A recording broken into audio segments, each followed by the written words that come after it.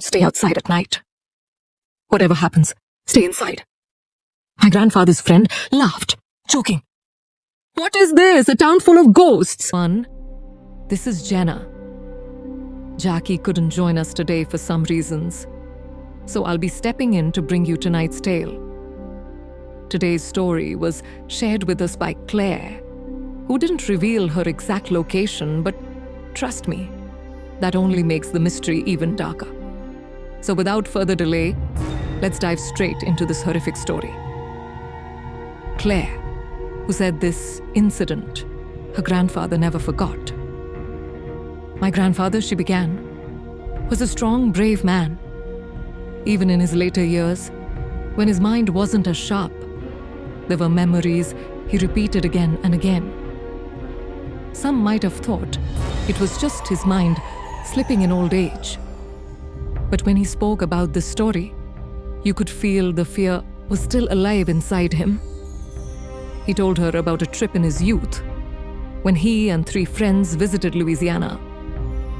There was a small town there, one he described as different, strange in a way that made your skin crawl. People in that town avoided the streets after evening. Once the sun went down, shutters were closed, doors were bolted, and not a soul dared to step outside. Of course, being young and reckless, he and his friends didn't take the warning seriously.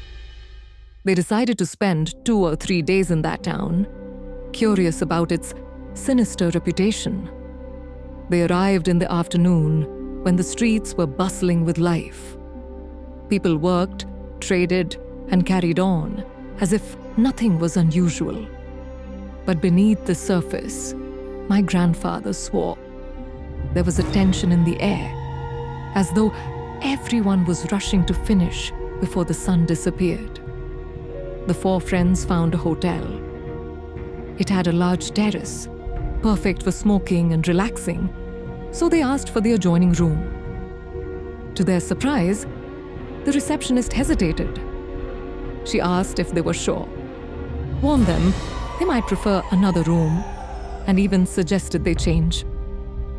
Her words were polite, but her tone carried fear. When they insisted, she sent a porter to show them upstairs. On the way, the porter gave a quiet warning. Don't stay outside at night. Whatever happens, stay inside. My grandfather's friend laughed, joking.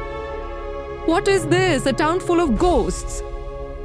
The porter didn't smile. He only replied, do as I say, if you want to be safe. The room itself was perfect. Large, comfortable, and with the terrace they wanted. They settled in, played cards, ordered food, and talked about the strange warnings. As night fell, my grandfather grew tired and drifted off to sleep. Another friend dozed on the couch, a magazine covering his face. The other 2 stepped out onto the terrace to smoke. That's when it began.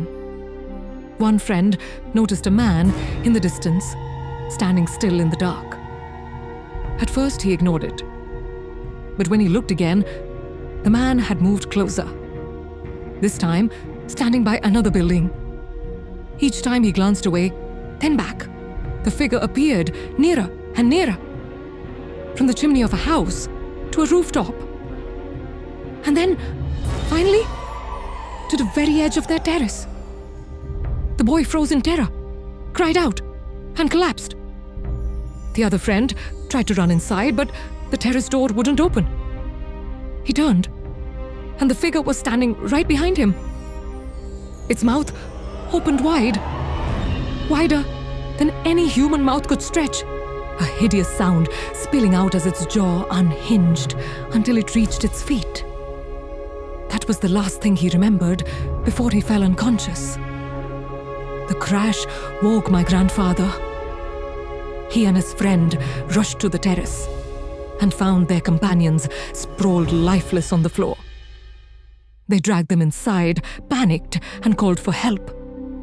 The porter came quickly, furious that they had disobeyed. He slapped one awake and worked to revive the other. When the boys came to, both wept like children. One of them screamed in pain, clutching his head.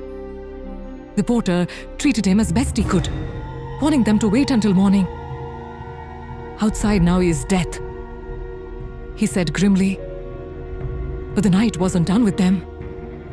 Not long after, a soft knocking began at the terrace window. Knock, knock, knock. It grew louder and louder until it shook their nerves. All four friends sat together, begging each other not to open the door. But the knocking didn't stop. It grew stronger, angrier, like fists pounding to get in. Finally, one of them broke down, crying, begging aloud for forgiveness, pleading with whatever was outside to leave them alone.